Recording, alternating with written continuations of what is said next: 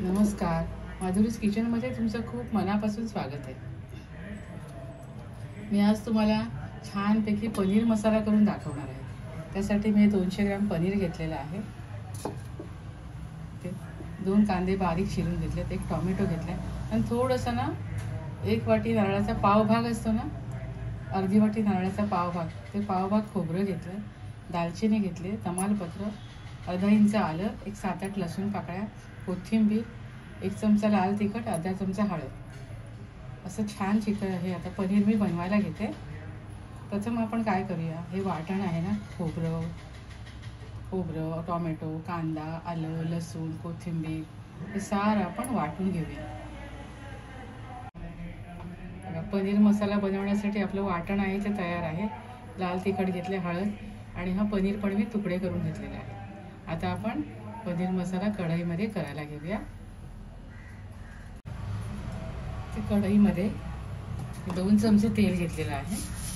थोडी मोहरी घालूया,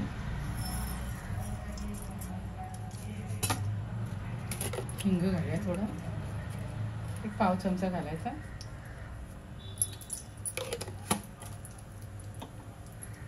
आणि तमालपत्र आणि 1 दालचिनी घातली।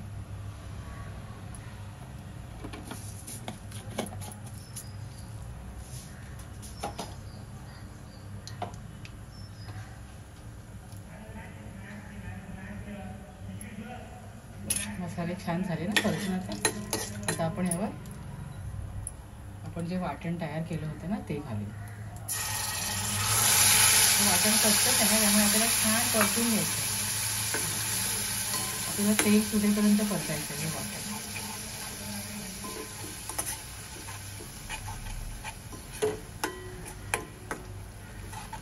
आपल्याला हे वाटण परतायला 3 ते 4 मिनिटं तरी लागतील। कांदा टोमॅटोचा मसाला ना छान परतून झाला, कोरडा पण झाला ना। आता आपण यावर लाल तिखट आहे ना आणि हळद ते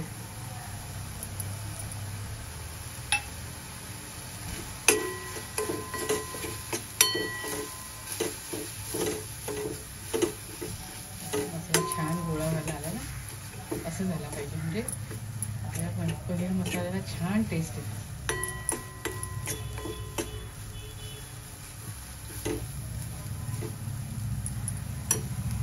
आपण थोडंसं मीठ घालूया,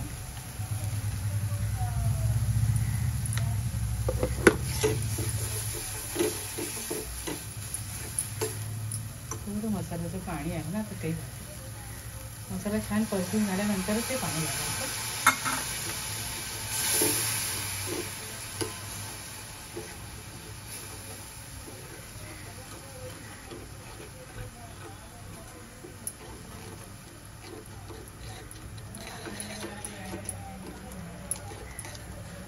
आपण यावर आपलं पनीर घालूया। पनीरचे तुकडे मी असं हे करून ठेवले, मोठे मोठे क्यूब करून घेतले। हा पनीर मसाला खूप चवीला भारी लागतो।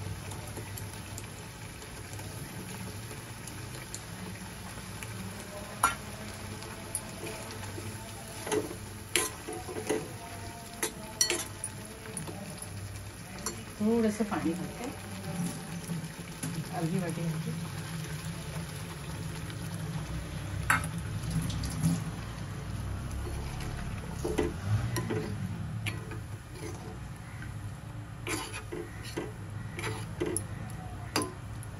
आपण यावर झाकण ठेवूया, 5 मिनिटं छान उकळी काढूया।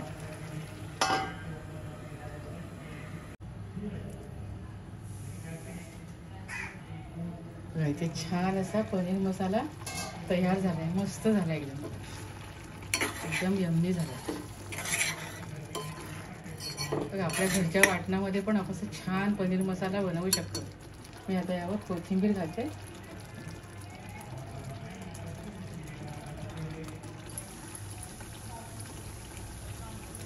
तर आपला पनीर मसाला सर्विंगसाठी रेडी आहे।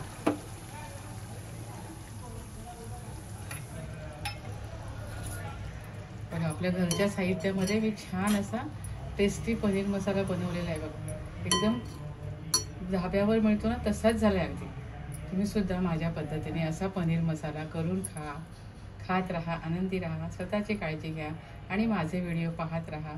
शेअर करा, लाईक करा, आठवणीने सबस्क्राईब करा आणि आपण पुन्हा भेटूया अशाच एका नवीन रेसिपीसह.